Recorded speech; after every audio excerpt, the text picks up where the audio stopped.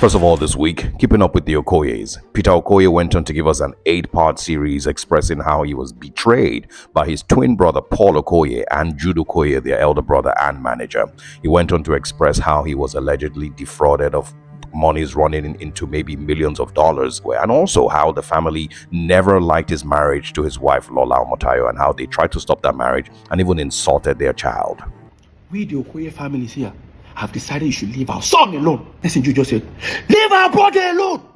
As the way you run now, Oyene, Unwabu bastard.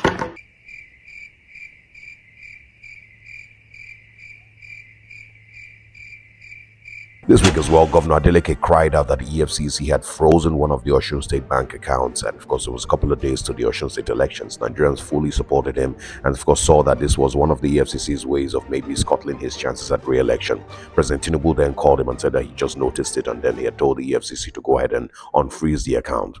What President Tinubu was pretty much saying was that the EFCC needed to go to court and tell them that Daddy said that we should not freeze the account again, or that the account that we froze that we're investigating for 11 billion naira, that Daddy said that we should not do it again. So please, people have to help us to unfreeze the account and we cannot investigate again.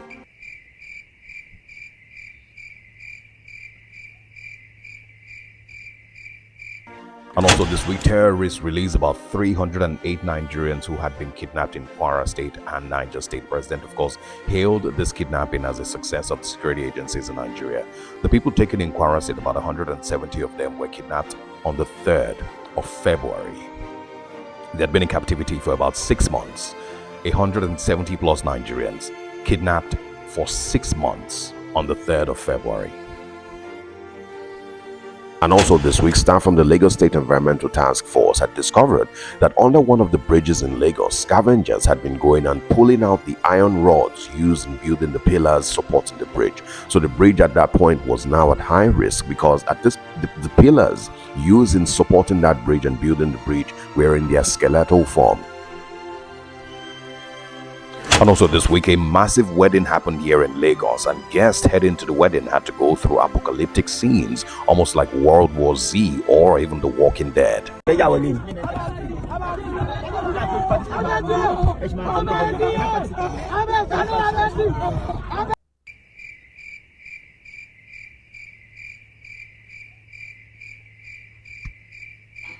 This week as well, INEC released some of the details from the candidates contested in 2027, and it brought back an old conversation from 2023, which of course is, did Mr. President go to primary or secondary school here in Nigeria? And if yes, which primary school and which secondary school? Many questions, of course, are still being asked again across Nigeria. Many people, of course, arguing for and against. Is it necessary? Do we need to care whether the president has primary or secondary school, in his INEC form? As long as he went to university, the Chicago State University, that's all that matters. And of course, that conversation continued the entire week with, of course, many loud voices. Which primary school did Bola Ahmed Tinubu attend? He didn't answer it. Which secondary school did Bola Ahmed Tinubu attend? He did not answer it. That he has all of these abilities, but can he prove? Because what are the question mark? The question mark on his identity, question marks on qualification, question mark education. Are you talking about Sheun? If he's asking of identity, can you tell us who Atiku's father is? Do you know Atiku's uncle? Have you ever seen Atiku's brother? Do we ask those questions?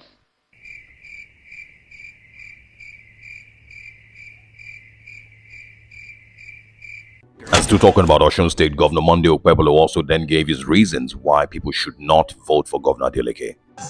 Before somebody sign paper, he will dance. Are you not tired?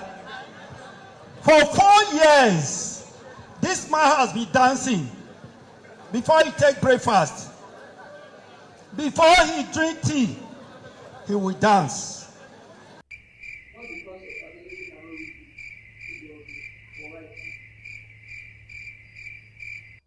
And also this week, a very interesting video of a pastor and a member of the congregation somewhere on the continent.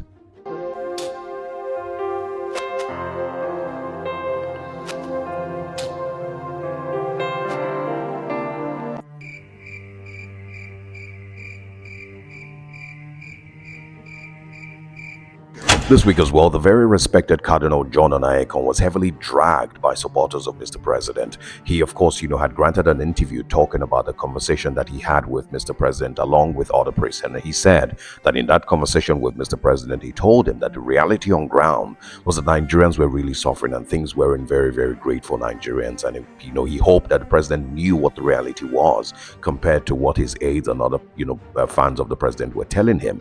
Well, the fans of Mr. President were very happy. Daniel Bola in particular and many others dragged Cardinal Oniyekan and described him as being partisan and said that he was playing partisan politics and even accused him of being a fan of Peter Obi.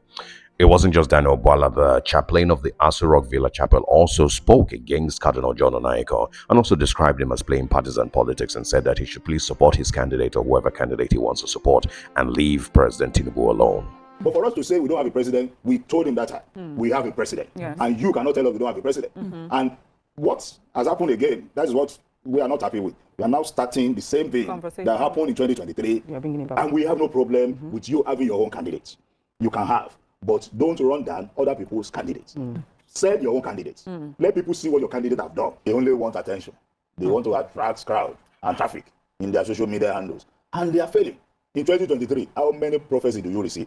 That it's not possible. Ashiwa, you cannot win. This is the one that will win. This is the one that will win. By the end of the day, what you have to measure the call of a prophet is that whatever they prophesy must come to pass.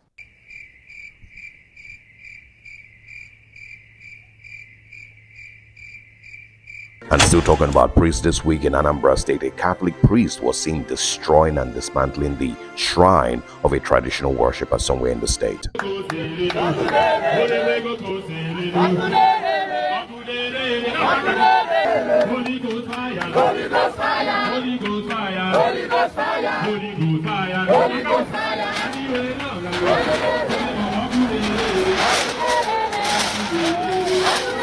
It tells you so much about religious freedom in Nigeria and how many people believe that this religion is the bad one and then this one is the good one. The ones that, are traditional worshippers are the bad ones, then the ones that go to church are the good ones.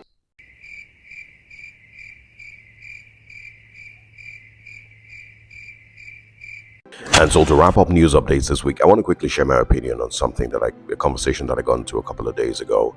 The argument is that the change needs to come from the top. Leadership needs to be the one to, fix Nigeria, but at the same time bring the change that we all seek, which would then trickle down to the rest of the country, which, could be true because they always say that a fish rots from the head down.